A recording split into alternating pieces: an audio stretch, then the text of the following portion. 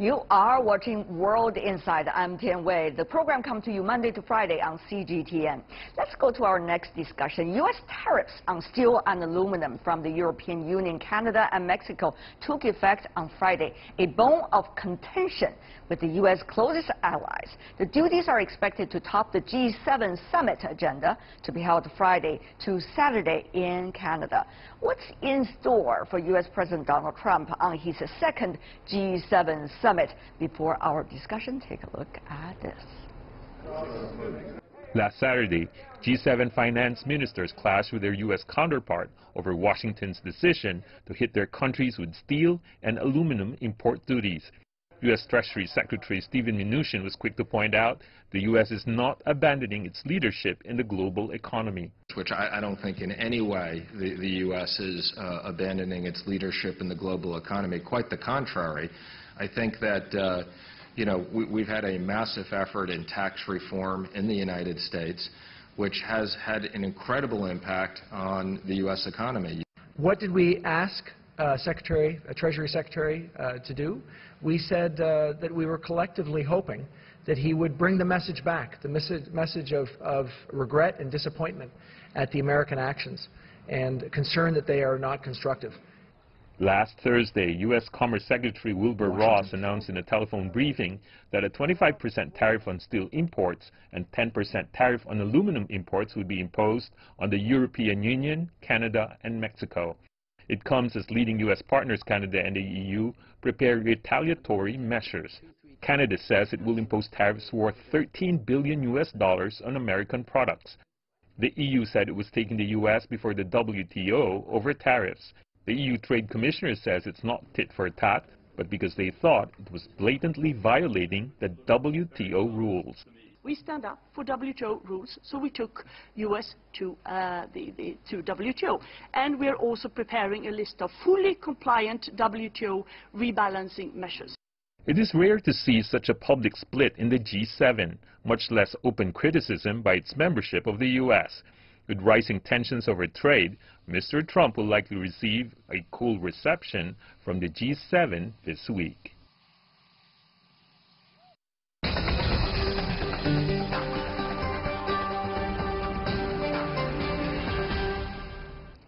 So, is it going to be once again a dramatic G7 summit at the end of this week? Let's ask our panelists. In Washington, D.C., we have Federica Bindi, a senior fellow at the Center for Transatlantic Relations of the School of Advanced International Studies, Johns Hopkins University. Thank you so much for joining us, ma'am. In Washington, D.C., we also invited Robert Moran, a partner with the Brunswick Group, which is a global advisory firm. Thank you, sir.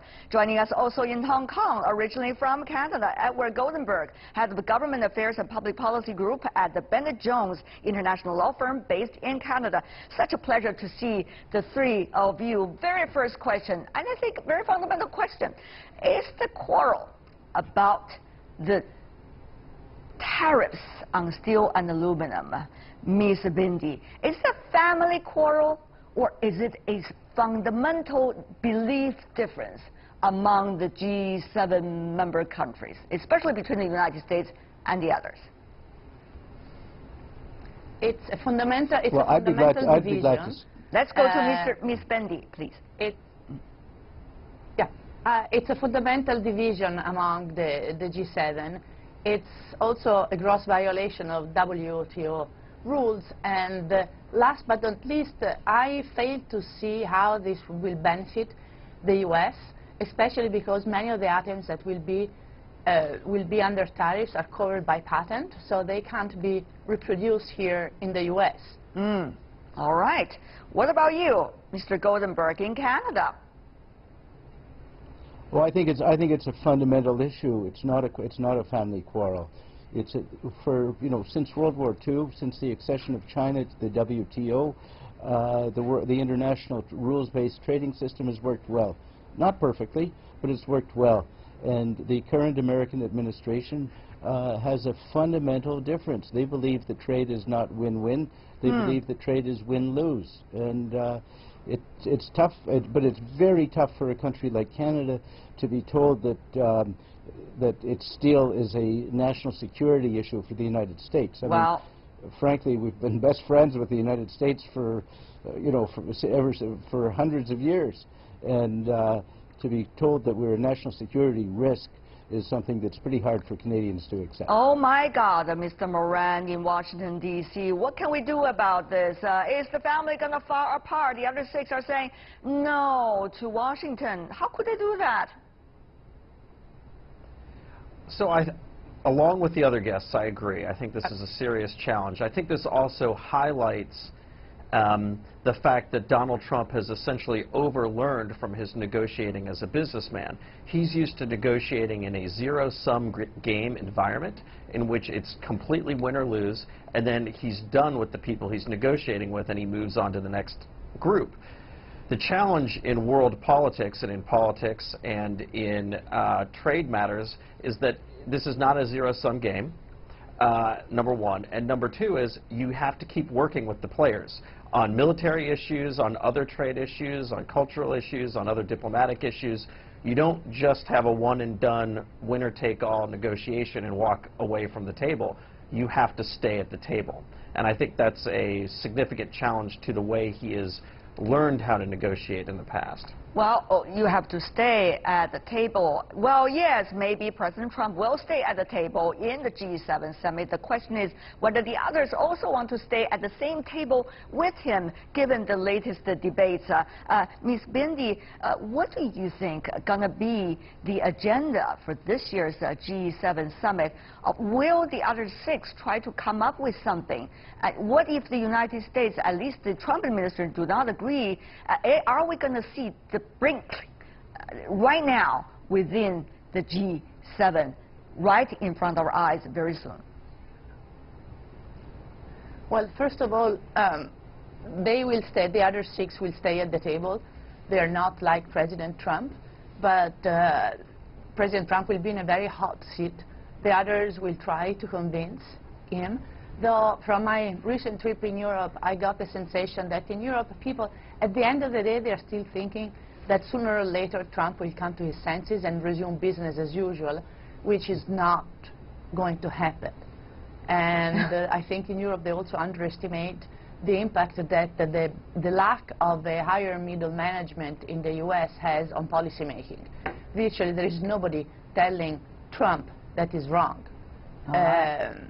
So they will have to understand that they have to play tough with him, and if this doesn't happen, you know, the same G7 is going to be a jeopardy.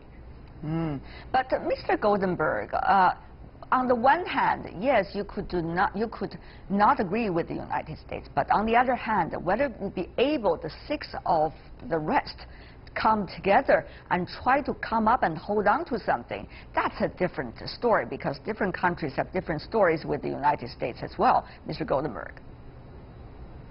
Well, I think, first of all, that, you know, it's 7 people around a table, and they have a chance to talk to each other, and they have a chance to talk without all sorts of other people at the table. They're not 20 people, there's 7 at the table. They will disagree on, you know, they know where they disagree, and I don't think they're going to focus on the areas of disagreement, because we already know, you know, that the 6 of them disagree on the Paris Climate Agreement, they disagree on Iran, they disagree on trade. So the trick for Prime Minister Trudeau of Canada, who is the chair of the summit, is to try to find areas of agreement. And I think he's looking for some. For example, he's looking for an oceans policy, a cleanup of the oceans, get rid of plastics in the oceans. That's something that President Trump may not agree on climate change, but he can agree on that. Prime Minister Trudeau wants a consensus on gender equality as a way of promoting economic growth, something that President Xi Jinping talked about in his speech to the 19th Party Congress. It's also something President Trump can agree on. So I suspect that Mr. Trudeau will try to find areas of agreement. Whether it's enough to have a communique at the end is something else, but they'll work on getting areas of agreement. They'll probably wish President Trump well in his negotiation with Chairman Kim. So it's not going, you know, they're not going to have a fist fight there. But there'll All be right. fundamental disagreement. There's no question about that. And you know something? It's better to talk than not to talk Oh, when you that's- disagree with people. That's always true, right? And it's not going to have a fist fight on the table. What about under the table? Let's go to Mr. Moran. Given your knowledge of Washington, and given your knowledge of the chemistry of all these leaders, you heard about the phone calls between the French president and also the American president recently. You also heard about the Canadian president's interactions over the past 1 year or two with the American president. This and that, all these stories pop up right before the G7 summit. So what about the chemistry? Will they have chemistry at a time when leaders' diplomacy has become such a mainstream thing? The leaders at the G7 summit are professionals. This is not their first rodeo, as we'd say in the United States. And they've been briefed by their foreign policy and intelligence services. They have a game plan for how to win, what they think extraction points for wins could be, as our guests have noted. They are walking in with a very clear sense of what they can achieve. And they've been briefed on these world leaders and know exactly how they're going to try to play each world leader. So all these folks are pros. You know, this is essentially the Pro Bowl of politics here at the G7.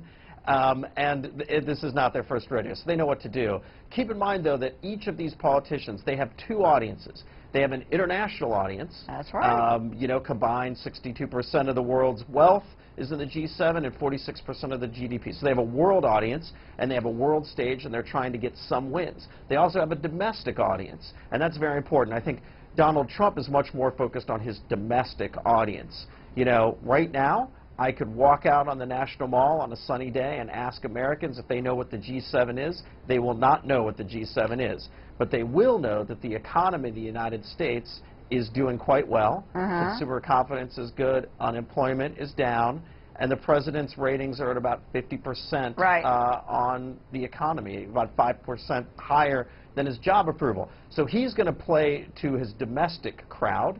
And if he gets some other wins, that's fine, but he cares about domestic policy and the economy, and so he's going to play to his base. Okay. And his trade nationalism is popular with his base. Yeah, that's true. Well, the American president is doing a political show and a reality show every day at the same time.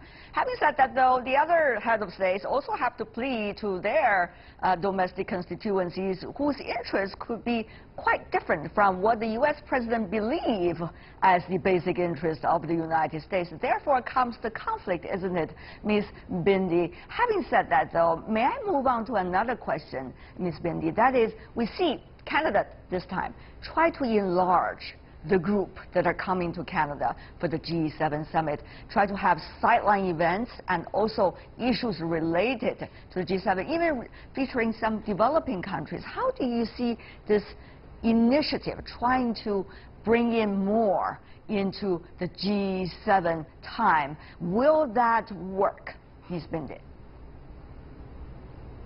Well, the attempt to enlarge the G7 has been going on for a while. I remember we started discussing that in 2009 for the Italian presidency, and the Italian presidency at the time decided to do circles. So the first day just the G7, and then G20, and then even larger on the next days. So it's not something new that the Canada presidency is bringing about. But it is unquestionable that the world has changed since the G7 was created, and it does not reflect anymore what the most industrialized countries. So personally, I am totally in favor, first of all, of reintegrating Russia, and also thinking of China at the table, at least. Wow, that's quite a proposal. But Mr. Goldenberg, this is the time to test the relevancy of the G7, as is the test for the relevancy of many other international organizations and platforms. But we already see the crack there, as all of you have mentioned earlier. Are we going to see the relevancy of G7 if the G7 do not bring up anything of a consensus on some of the most important issues of the world today? Will it remain relevant? Will others still want to join at all? Well, it's an interesting question. I go back to your guest, and I agree with her. I think that when the G7 was created in the 1970s, it was the world's leading economies. The world has changed since then. Asia has the growth in Asia, the growth in China in particular, and I cannot see how you can have an association of leading economies without China. I think China has to be a member of the G7. I'd make it a G8, make it a G9. I'm not in favor of a big G20. I was involved and I worked as Chief of Staff of former Canadian Prime Minister, and he said it's very important that, you know, when you have a small table, you can actually talk around the table. When you have a table of 20, you know, you have 20 people reading their set-piece notes.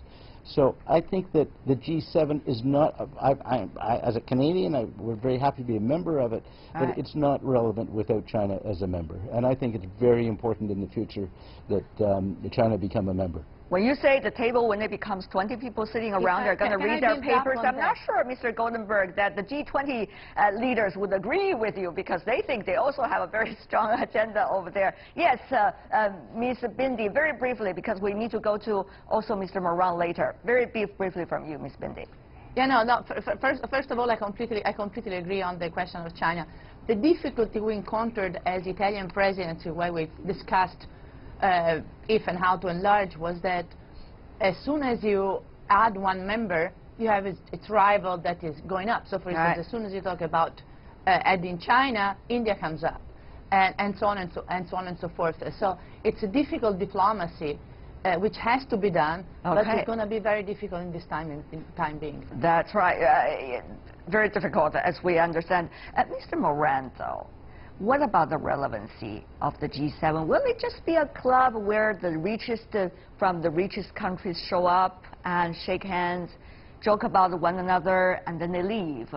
Will it become relevant at all when it comes to international system, Mr. Moran? So I think the G7 is still incredibly relevant. As I mentioned, it's 62%. These countries represent 62% of the world's wealth, 46% of nominal GDP around the world. Still incredibly relevant. I think the challenge, as all the guests are pointing out, is that you have a number of emerging market nations that have grown significantly since the G7 was set up. The world is much more complex in its relationships now. And you look around the world and you say, okay, well, China, certainly, India, okay, certainly, you might want to add Brazil. All right. Do you have a representative from the GCC? I mean, there are arguments to expand it, just given that it is the 21st century and all these nations are with fast-growing economies. Right. You see, the world is changing fast, as all of you have beautifully recognized, and everybody, including the G7, is trying to struggle to keep up with it. But for now, I want to thank all of you for being with us, Federica Bindi, Robert Moran, and Edward Goldenberg. Thank you so much, ladies and gentlemen, for joining us. We appreciate it. And that is all the time. Thank you.